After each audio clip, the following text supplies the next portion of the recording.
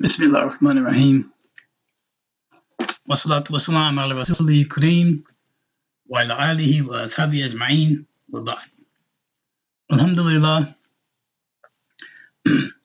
Welcome to our third class on Book 1 from the Medina series, Medina Arabic Studies.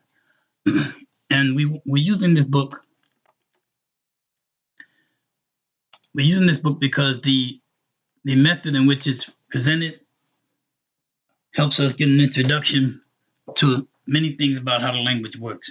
We want to continue, but tonight, inshallah ta'ala, we want to do review and the exercise. Inshallah ta'ala, sometime this week we'll have a quiz and see where we go. Now, as far as the exercise, we're looking forward to you participating in using it. As we're going through it, you have to follow and do what the instructions are saying, at this time. If you're watching this video later and not while we're doing it live, then while you're watching it, do the exercise at the time that it's being presented, inshallah ta'ala. Then that's homework, and then you can present it to abujamila@yahoo.com or info@almanhaj3.com. And there's al-manhaj-3.com, inshallah ta'ala. So we begin from reviewing from what we have with the first two classes, inshallah.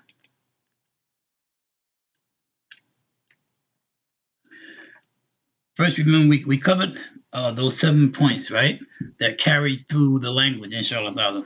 And that was hadha, which we said was the masculine of this or this is. Hadha, this or this is masculine. Any noun that's masculine, this is what you call a demonstrative pronoun. It points to a noun. This is a car. This is a such and such. This is not car because that's feminine. This is a house. This is a masjid, so forth and so on. Its counterpart was hadhihi. That's for when you're referring to something that's a feminine noun.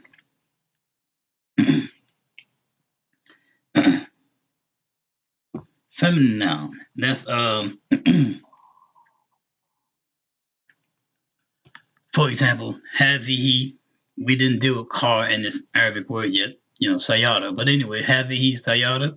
This is a car, right? Anything in the feminine, even if it's a girl or a lady, hadhihi is the demonstrative pronoun that points to that, right?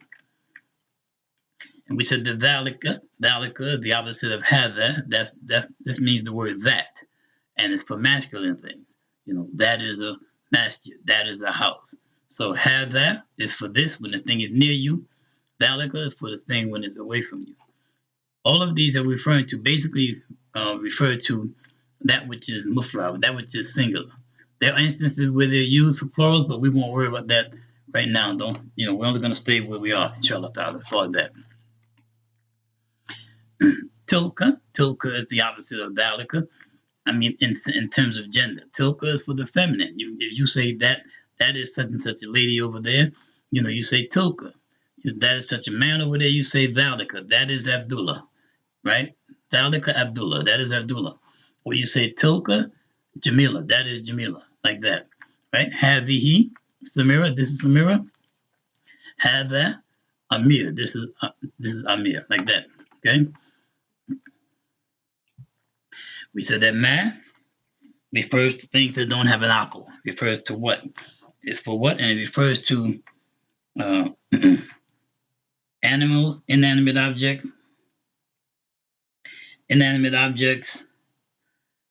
and concepts. There are nouns that are not animals. They're not physical things like books and trees and houses, but they're concepts like freedom, peace. There are nouns that are concepts and ideas, the other aspect of what nouns are. This is what the ma refers to in terms of what. If somebody wants to know what is freedom, right, they say ma as a question. Okay, what is this? This is freedom. And then we said that men, and here's a clue that I used when I first began learning this word. Sometimes, it may not work for you, but it worked for me.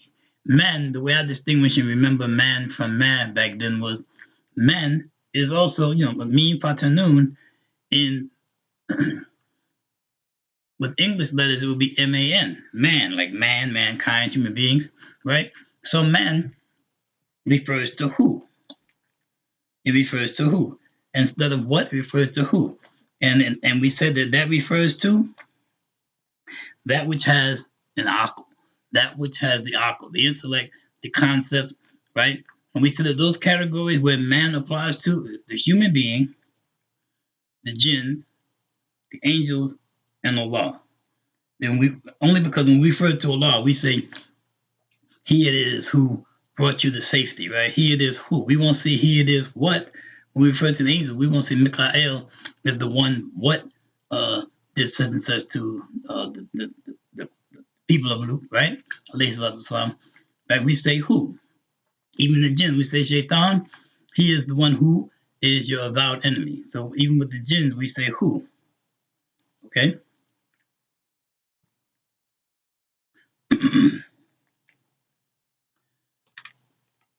And also, when we use ma and man, when we say, what is this? Or we ask the question, who is this? We also mention that this is the way we ask a question if we say, have no idea what the item might be, right? You're looking at a building and you say, ma hada, what is this? Because you can't tell if it's a school or a police station, right? Where you come from, the schools, that school looks like a police station where you live. So you're saying, man, have that. What is this? Because you have no idea what it is, so you're asking the complete question. What is this? We say, man, have a. We have a person standing in front of us. You want to know who they are, right? You say, man, have a. Who is this? Because you don't know who it is. So you ask the full question. Now, if there's a situation where you believe you might know the answer, right, then we use this. We use the Hamza, right, the alphabet Hamza on top of it. Place that in front of the statement, and it becomes the word is or are. You may say, this looks like a precinct, but I'm not sure. So you say, is this a precinct, right? So you say, I have that. You put this in front of have that. You can put it in front of Dalika. You can put it in front of Tilka. You can put it in front of Hadihi. So all of those things that would be statements, had that such and such, Hadihi such and such, Dalika such and such, Tilka such and such. You put the in front of either of them, and it turns them into the question now. Okay? Hada Muslim. Hada Muslim. Hadihi Muslima. Hadihi Muslima. Like that. Okay? So we said that this helps us turn it into a question. We call it Hamzatu Istifham. And this is what I love about this statement. Hamza Istifham. That we mentioned that ista refers to when you're seeking something, right? You're going after something, you're seeking something, you're asking, like making istighfar. You're asking Allah to forgive you, istighfar, right? You're asking Allah for forgiveness. You're seeking forgiveness. Okay, so istifham. So faham means understanding, comprehension. And why I like this is because it's indicating that you're asking a question because you're seeking understanding. It's seeking an answer, it's seeking understanding. Right? We can always say question, su'al, right? And we can say answer, jawab, right? But here I like it because the notion that if the people asked each other, if they asked the people of knowledge questions based on seeking understanding, right? Instead of, say, seeking to divide themselves from other people, seeking to prove there's something wrong with their brothers or sisters in Islam, but seeking understanding, seeking to know the reality of a thing so that they can live by it and be more successful, right? It's tifham, seeking understanding. So this one seeking clarity because I have an idea. This might be a masjid. I'm not sure. So I say to you, I have a masjid. And remember, it's called a harf. and it's a harf, right, which has a jawab, which has an answer, and this jawab, its answer is going to be na'am, aw, la. It's going to be yes, na'am, aw, or la, no. So it would be ahadha masjid, is this a masjid? The person's going to answer la. Hadha maktaba, no, this is a library. I mean, hadha maktab, this is the desk. Or you say ahadha bayt, na'am, hadha bayt. So they confirm it with a yes or a no. And usually out of general courtesy, they may also add the correct answer. Okay, so this is what we want to review this segment in every one of our discussions, because getting these down, becoming comfortable with these, and having them down pat will help make it easy for studying the rest of the lessons in the book. Make it easy for getting used to it, so it flows for you, inshallah. So on to our review. We're going to review some of the vocabulary that we've been covering. But this vocabulary review that we're going to do is going to be with the physical nouns. You know, the nouns that you can see.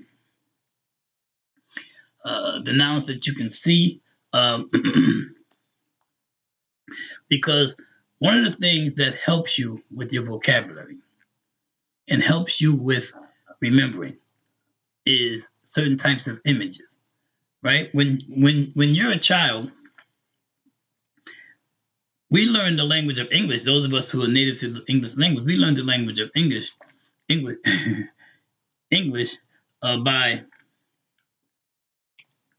hearing our folks talking, right? As we get older, we start mumbling words and we start learning the words. We hear our folks speaking, but many of us, right? We're having conversations with our parents, our siblings, and haven't necessarily come anywhere near a book or a single written word, because mouth to ear, we learn things. The same thing here with the Madinah book. If a person is looking and paying attention, when the Arabic word is expressed, they could actually take their pen and write phonetics of what they're hearing and then the meaning, because you can still learn the language mouth to ear. Not every Arab can read, right? Not every American can read, right? So we learn the language by sounds and sights a lot sooner than we start with the reading. The other reason I'm mentioning this is because if a child is told by his parent, get in the bed, that child has learned that object with the frame and the mattress and all those things, that child has learned that that's the bed, right? There's no need for a whole lot of grammar or anything involved with it, right? There's no need for anything except you become accustomed to that item. When you're trying to learn Arabic vocabulary, why I want to use these visible nouns, for example, is because when you're trying to learn the Arabic vocabulary, let's just say you have 10 Arabic words you want to learn. If you take those 10 Arabic words,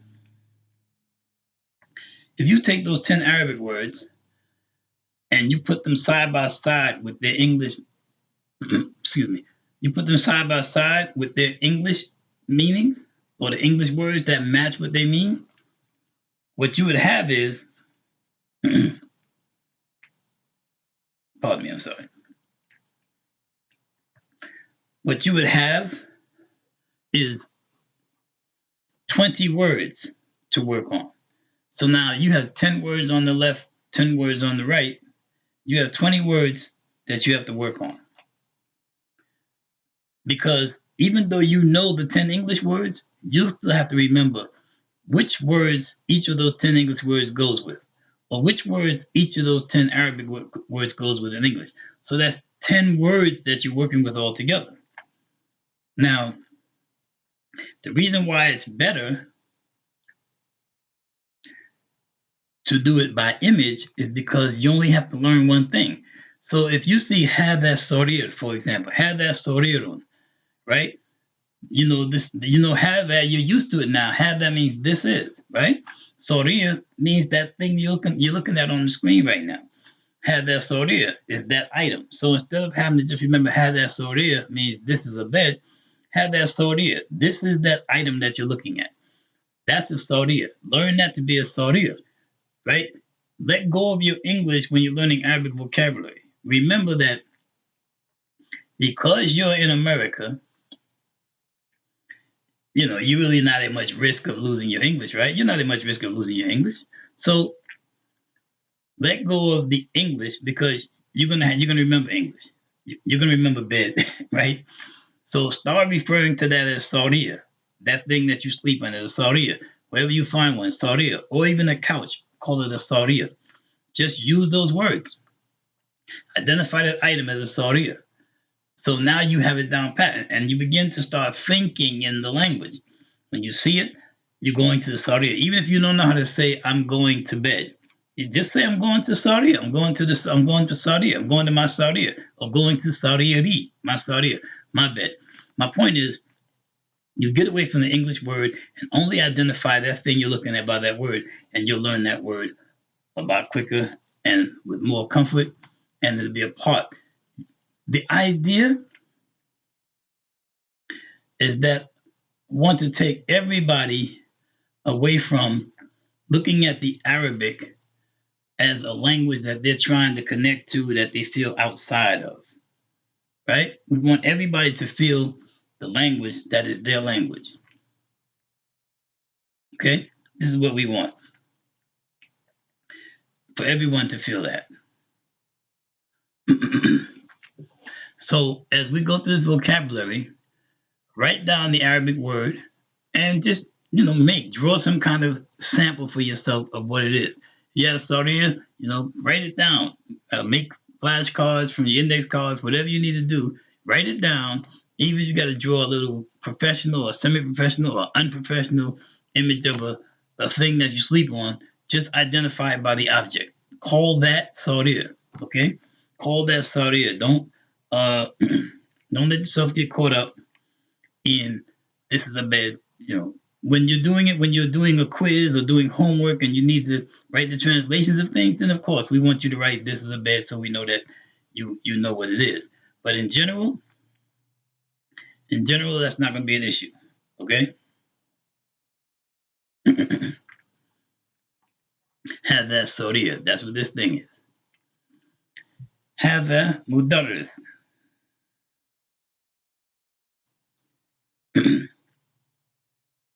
Have the mudarrisun. And we had a couple of lessons that we had from this example, right? We reminded ourselves that this darasa, to teach, to instruct, daras is a lesson, an instruction. And we said when the meme with the dhamma is placed in front of the root word, it refers to the one who does that, the instructor. Okay, this is an instructor, mudaris. Okay, so this person is a mudaris. That's how you see it. This is a mudaris, right? And also in mudarisun here, I want you to see how when you have the shadda, just a reminder that when you see the stroke above the shadda, it's going to be a fatha. The stroke under the shadda means kasra. Sometimes you may find some words where somehow the way it was typed, the kasra ends up under here. But in general, if you're reading like this, mudarris, right? So when you come here with this with the ra, you already see that there's a kasra coming. So you drop down, you're going to say ris, mudarris, okay? And of course, mudarrisun. So have the mudarris. This is an instructor. Okay, so we see, it could be your professor in school or something like that. Whatever it is, that's an instructor. Okay, mudarris. Okay, get this down, inshallah ta'ala. And as we're going through it, take a moment and make your notes, copy this information, inshallah. If you don't think you need to do that, then that's fine. But when we get down to the exercise, that part is a mandatory requirement of the study. These things, if you don't want to copy them, as long as you see review vocabulary, we're reviewing the vocabulary. You don't have to copy anything if you feel comfortable. But the section on review and exercises, we need you to write that down as we go through it. Inshallah. Hada tajir. Hada tajir. This is a merchant. This is a merchant. It could be anybody, flea market, whatever, right? Anybody that's selling something is a merchant. Hada tajir. This is a merchant.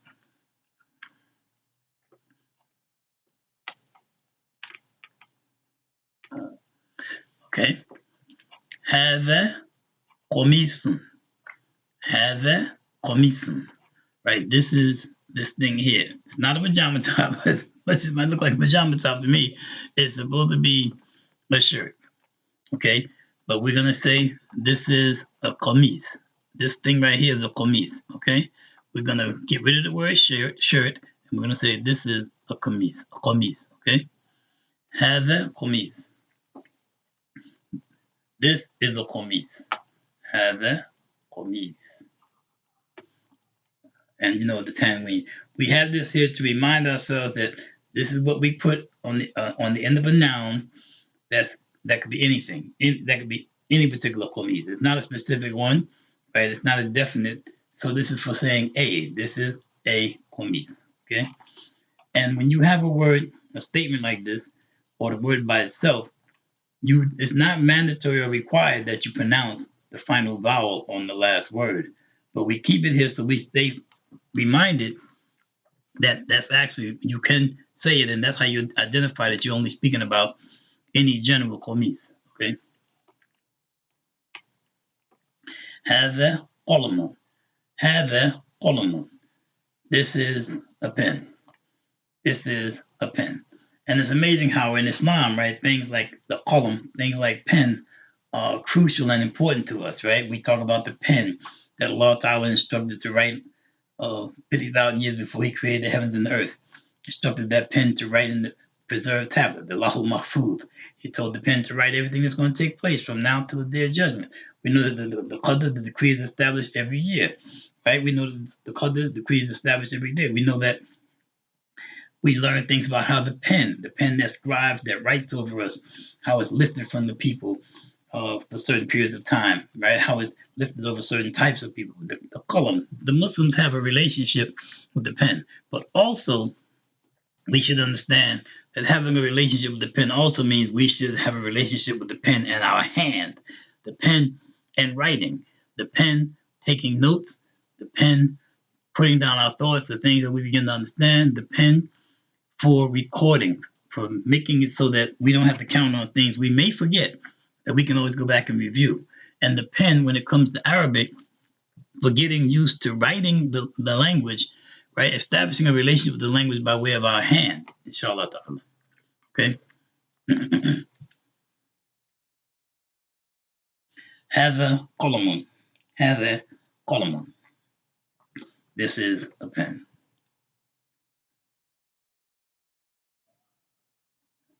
This is a pen. هذا نجم. هذا نجم. This is a star.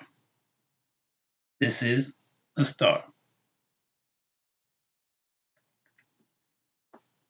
Right? Like the stars in the sky, right? Najm. If we drop the tanween, because we're saying the word by itself in a statement, we say najm. And that's another thing we want to keep in mind too, right? That it's not to be taken as a syllable, right? If a word has one syllable or one form, like when we get to bab, right? We say babun, but the word is bab. The actual word is one syllable. That un sound is only because you have a dhammatain, the tanween of dhamma. So that's the un sound on the vowel. But never let it throw you off to think that you're dealing with a word with one more syllable than it actually has, okay? So hadha najm. So it's hadha najm, right? Hadha najman, because we're pronouncing that dhamma with the tan, okay? But the actual item is a najm, okay? Najm. Here's a good example of that. هذا مفتاح. هذا مفتاح, right? But مفتاح, مفتاح, right? Because of the dhammatain. So here we have another one of our examples. We see these letters, fa, ta, and ha. These three letters come together to refer to opening something that opens, right? Like fatiha, or opening a door, right? And we said that we learned that meme with a kesra added to the front of the root word generally tends to mean the tool that's used to do whatever that root word is saying or calling to. So since fatah calls to opening, the key to opening doors subhanAllah, the tool for opening doors is a key. Okay, and we should have that miftah. But you notice here another thing. We keep these vowels here to get everybody comfortable because as you go through the book, many of these vowels are literally removed after a while because the idea is that you should begin to learn by the shape of the word. You know, the same way you learn words in English, you begin to learn that you can look at the word and see what that word is, even without the vowels. And we're going to start doing that, take the training wheels off and dealing with the words without the vowels. And I want to show you that reminder that when you see things like this, where the aleph is in the middle of the word like this, that aleph is there serving the purpose of increasing your pronunciation of the fatah in front of it. So if you find a word like this and you don't see a letter, this aleph is carrying a fatah. So you know that this syllable, this letter before it, is pronouncing a fatah with the long, elongated. Miftah, okay, like that. So keep those notes, and as the old instructors would say, let observation be your guide. Okay, and for the sake of being able to keep these objects, we took the eyes out because those are indicative of the soul. The last things to follow is the eyesight in death. So we remove the eyes to disrespect the picture and to remove any concept of it being with a soul by making it something else. But the object is that it's supposed to represent the noun in the Arabic word. Hada qitun. Hada qitun. And this is the ta, right? And because you have the shadda, you know that this is spelled, for example, Qitt with the taws, and the damatain, the tanween, right? Because it's a general. It means this is that object. That object there is a cat. We say it one time. Okay? Hada qitun. This is a qitun. So make a note. All of these things, call them by their Arabic names. Get used to calling and knowing them by their Arabic names so you move forward in your vocabulary. It doesn't take, for example, a lot of study if it's difficult for you to find time to study, if it's difficult for you to push yourself to be diligent enough to study. It doesn't require as much study if you make yourself learn these things again with a new name, right? You're just putting a new name on the same object. In the same way you can get a cat and start calling it Fluffy, you can get a cat and start calling it Pitbull, right? You give that item that name, and that's what you refer to it as. And things around your house that you're learning in the classes or that you're learning on your own, get sticky notes, put them on there to remind you of the names of those objects. And again, like I said, this is also good and possible for people who don't read Arabic.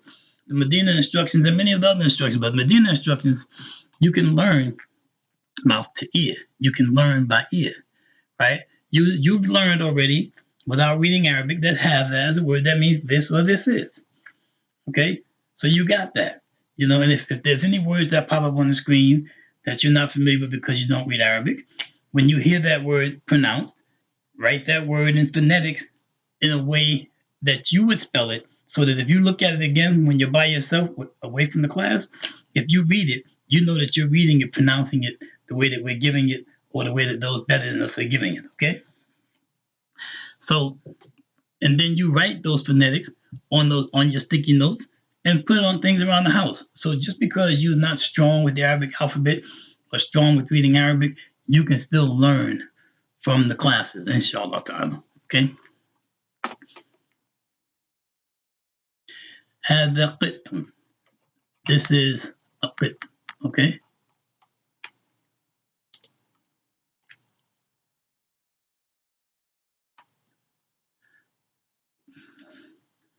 Okay.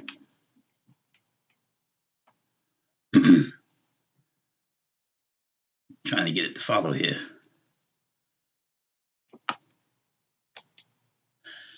Okay. هذا مسجد. هذا مسجد. This is a masjid. This is a masjid. See, we can do that because European societies and America and different people, they refer to these buildings as mosques, right? Mosques. I don't even remember. I remember reading things, but I don't even honestly know who's really responsible for English, making it English-like or French-like or whatever that word is, Mosque. But it didn't come from us. So have a masjid.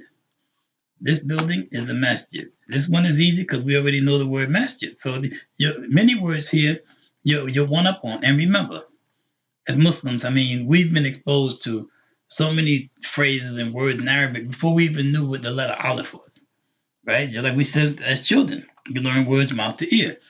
People learn how to say Alhamdulillah, right? Some people were saying Alhamdulillah. And then they realized they, as they learned Arabic, oh, there's a lam, that's Alhamdulillah.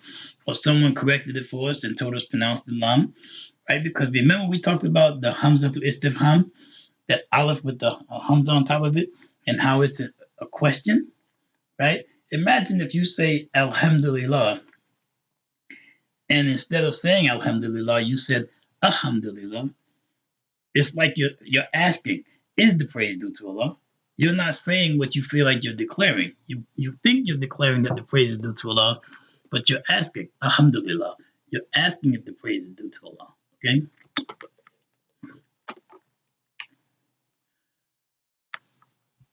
Hada babun, right? Bab. This blue thing, this thing right here, this is a bab. Okay? Babun because the Dhamma. Remember that for nouns, the default at the end, the vowel default at the end is Dhamma. Okay? And for general, it's a Dhammatain, double Dhamma. Okay? Hada babun. Hada babun. Okay? Some people may see the Dhamma double like it's like a 69, or you'll see the Dhamma like this, like it has a little squiggly thing on it. That's that tanween, okay? This right here, this thing right here is a bab. Hada bab, right? So if you're not reading Arabic and you're writing phonetics, just write a B, two A's and a B, or whatever will help you pronounce it, and start learning this to be a bab. They'll put a sticky note on the inside of your house or door or doors around the room, whatever. I mean, around doors around the house or different rooms, whatever works for you. Put a sticky note there calling it a bab. Remind yourself to refer to it as a bab and to know it as a bab. So you don't have to have two words, bab and door, right? Even if you do index cards, put a bab on the other side. Put one of these on the other side, index door, instead of the word door. Learn this thing, let it become a bab, right? Let it become a bab. We'll find out later on also how bab refers to gates, like gates of Jannah, etc. But for our purposes, bab is door. Okay, for now. SubhanAllah, bab is this thing. Forget what I said about door. We want to get away from the word, right? Bab is this thing. Okay, this individual here, that's the way the picture was, so we kept him involved. We just took the eyeballs out. But this individual is sitting at this thing. This is the maktab. Hada maktabun. Hada maktab. This right here is a maktab. The thing that the books are on. Usually when you're sitting at it, it has drawers in the front of it, different things like that. You write on it, right? This is the thing you write on. Kataba is to write. And this is maktab. And we should have mentioned this when we were at the word masjid. You see kataba? The meme fatha on the front, when it's added to the root word, describes the place where a thing is done. We make sujood. The meme fatha on masjid refers to the masjid as the place where sujood is done. Kataba, we write. A maktaba is a place where we can do our writing, like this person in the picture. Okay? Hada maktaba. Call these a maktaba. Get rid of the word one time. Get rid of the word desk. Use maktaba. Maktab, subhanAllah. Hada kitab. Right? See again here, the tab with the fatah has that aleph behind it. Kitab. And Arabic words, all of their syllables are short. Staccato. Except when some vowel is being elongated, then that syllable is longer than the others. Kitab. Right? Kitab. And here it's a two-syllable word, right? Kitab. We say kitabun again because what? The tanween on the dhamma, right? But it's a kitab. Hada kitab. This thing right here, call it a kitab. Call it a kitab. I remember in the early days when I took Shahada, the Muslim brothers I came to know, that's how they referred to the Quran. You got your kitab? They called it the book. They call it the kitab, you know? You just begin to use Arabic a lot when you become Muslim. You know, you get accustomed to the phrases, and those Arabic phrases help you feel more at home in this religion that you've adopted, that Allah Ta'ala has guided you to. But the more you begin to understand what the words mean, the closer you get to understanding many things in the religion of Islam, that no matter how many times people explain it in English, you know, when you attend classes, when you attend lectures, even from the most knowledgeable of students, even from the most knowledgeable of scholars, when it's said to you in English, you can even become teary-eyed. It's pretty deep. But you don't know how much they inside themselves would love if Allah Ta'ala would make it so that they could say to you in English the information to affect you the way it affected them when they learned it in Arabic. You'll see as you move forward, it's not the same. Hada bait. So you say to somebody, I'm going to the bait. I'm going to the house, right? Or this is a house. One time, right? You say hada bait. This is a house. I'm going to the bait. I'm going to the bait. Is he in the bait? Is she in the bait? Are they in the bait? Use bait, right? If you don't read Arabic, write the word bait however it reminds you to spell it. If you write it like the word bait, like would you catch fish with, however you spell it in a way that when you're looking at it by yourself, you're still pronouncing the word bait. Okay? Don't let not being able to read the Arabic prevent you from benefiting from growing in the vocabulary, because there are many people who come to America, for example, who don't know English. So they obviously don't read it. And as they're in America, they begin to learn words. And even if sometimes the words they use are not strong with grammar, they can say enough in a sentence that's a little messed up, but you being an English speaker, a native of the language, you can pretty much put together what they're trying to say. So having some vocabulary is already benefiting that person. So having vocabulary is king. Grammar is the master, but vocabulary is king. You get your vocabulary, and you're moving forward, inshallah ta'ala. More vocabulary words, less dictionary visits. Okay? هذا كرسي. هذا كرسي. This is a kursi. This thing right here, these things that look like this and different other designs, a kursi, right? هذا كرسي. هذا كرسي. And again, you see this ya has a shadda. هذا كرسي. Okay? هذا كرسي. Because sometimes people say ayatul kursi, but the dhamma is kursi, right? هذا كرسي. هذا كرسي.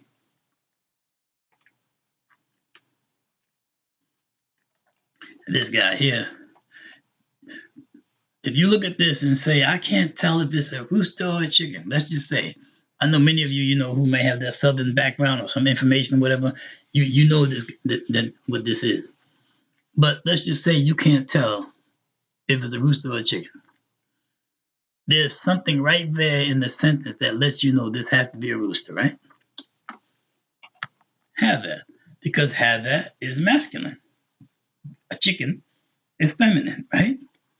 So hada dikun. Now remember we talked about how the fatah, when the aleph is there, is elongating a fatah.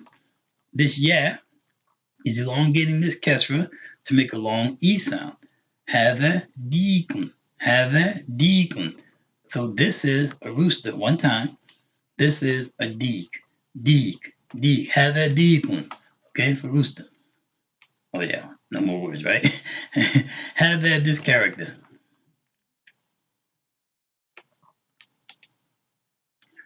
Okay, this scruffy guy here. هذا كلب. كلب. هذا كلب. Now remember, we said kalban. Remember that it's not two syllables in this word, right? That is only because of the dhamma tanween. هذا كلب. هذا كلب. And it's important to pay attention that you're pronouncing the kaf. Kalb. Kalb. Kalb. The one that's pronounced qalb, qalb, qalb, is the heart. That's what the qaf on the front, okay? This is kalb, a dog, one time. This is a kalb. This is a kalb right here, okay? Write it down if you want. هذا كلب.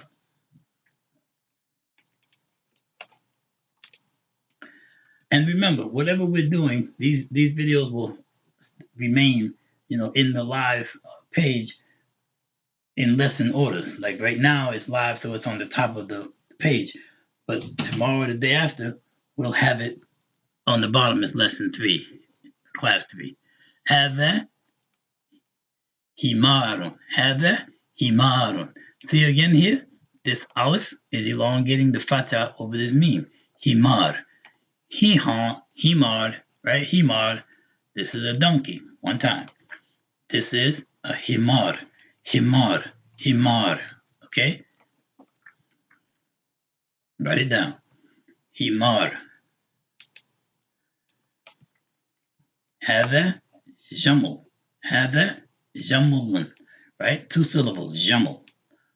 We have the tanween. Jamalun. It's a jamel, like camel, right? Jamel. هذا jamel. This is a jamel. Here. هذا حصان. حصان. حصان, right? Hisan, the sword. Hisan. And the aleph is elongating that fatah. Hisan. So when we say hisanun, we know it's not 3 syllables again, right? It's the tanween. هذا حصان. This is a horse. This is a hisan, right? We said horse one time. From now on, this is hisan, okay? Hisan. Write it down if you want. And again, as I mentioned, that the videos will remain on the site so that if you did want to get something and I went a little quicker than you needed, don't worry, because you can come back and review the video and you can make your notes, inshallah. Okay, we're almost done and we're almost out of time. Okay, on this page, we're doing tamreen. Now, it'd be good if you prepare to copy everything that comes on the screen. It's going to be a slow enough pace. And again, if you miss something, come back and watch the video, because this is homework. So I'm walking you through your homework, and you could be doing it while we're in it, okay? And then, inshallah ta'ala, you take a picture of your work, or you can, take a picture of your work, and then send it to abujamila@yahoo.com, okay, or info@almanhaj3.com. The way Al-Manhaj is written with the hyphens, right? Or the way my name is written at yahoo.com. Tamreen. This means exercise. This is going to be an exercise, and it requires something from you. Iqra, waktub. And I wanted to take a quick opportunity to share this with you.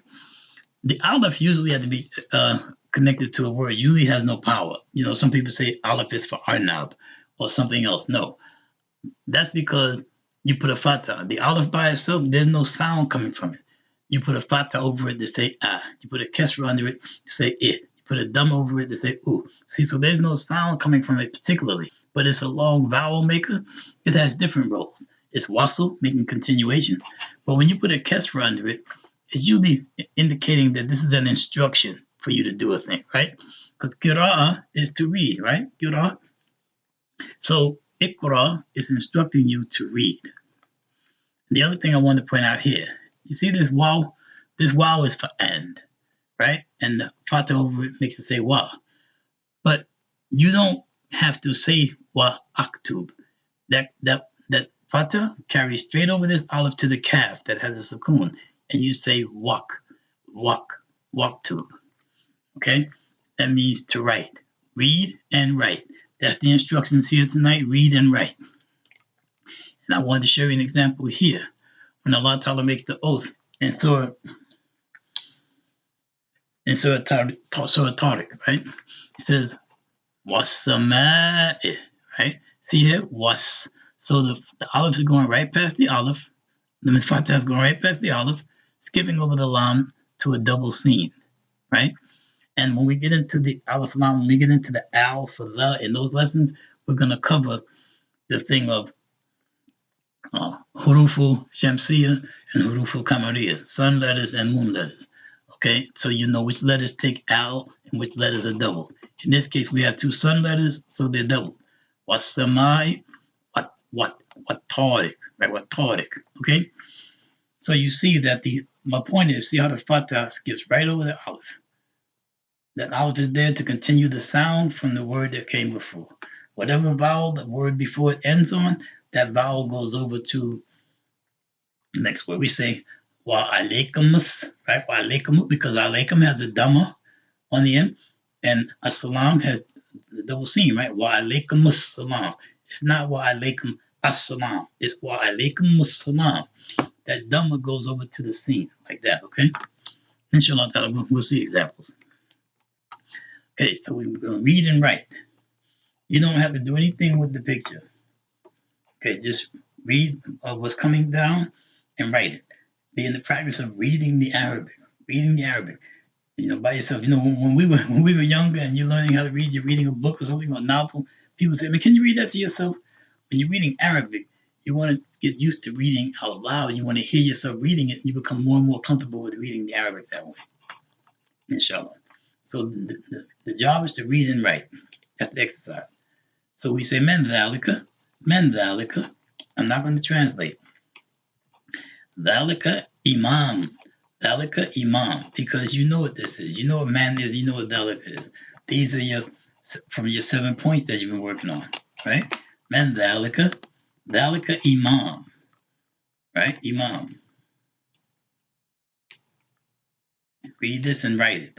If you don't get it while we're doing this session, go back to the video, take care of it, and inshallah, I'll try to have it done and present it, say by at least Wednesday.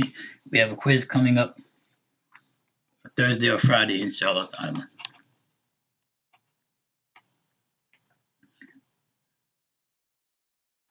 Hada sukar. Hada sukar. This is supposed to be sugar. I have a better example with some domino sugar or somebody's sugar. Okay, this is supposed to be a container with sugar in it. Okay, so you know. Hada sukar.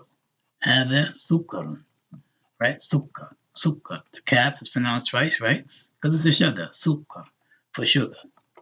And here, Vadhalika Lebanon. Again, when we see the word there, so you know what that is. Vadhalika Lebanon. Right? Lebanon. Lebanon, only because it's Dhammatain, but it's two syllables. Lebanon. Okay? Lebanon. Now, there's also another word that's used for this. You may hear somebody say Halib.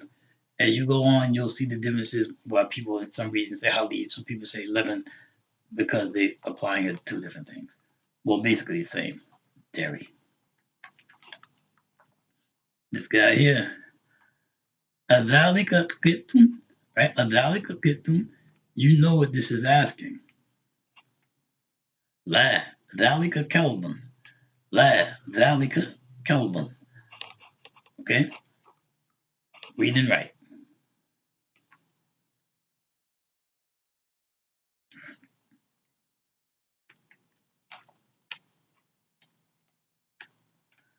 Ma hada, referring to this. Ma hada. Hada hajrun. Right? Hada hajr. Hajr. Hajr. Hajrun only because of the tanween, right? But it's two syllables. Hajr. Hada hajr. That's what this is. In this case, in case it's not clear, this is a rock or a stone, okay? Okay. And then we had what's called kalimatul jadid. Al kalimatul jadid. Jadida. See kalima coming in the feminine, so you have, in the plural, you have jadida. The word is jadid, which is new. Jadida is in the feminine. Jadid, new. New words, okay? There we go. There's the sugar. Sukar. That's your new word. One of the new words that we're covering that you'll see in the lessons coming. There is Lebanon. Okay, there's your Lebanon. This is your Imam and your rock. That's a stone. Okay, this is what we wanted to cover tonight, and I hope that it was of some use and some benefit. If there's any questions, indicate them, or you can also send an email, abujamila@yahoo.com, if there's questions or something you need a reference to or support with, inshallah ta'ala. Or again, you can write us at info, info, the @ at almanhaj3.com, the way Al-Manhaj is written, al-manhaj-3.com, and we'll get it at either email address, inshallah ta'ala. Having said that, I said I was always going to do better about not keeping you past a good time, and we did pretty good, alhamdulillah.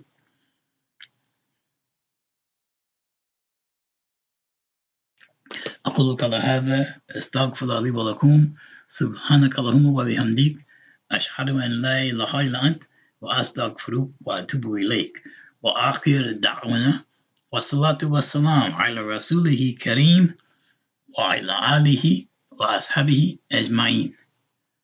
السلام عليكم ورحمة الله وبركاته.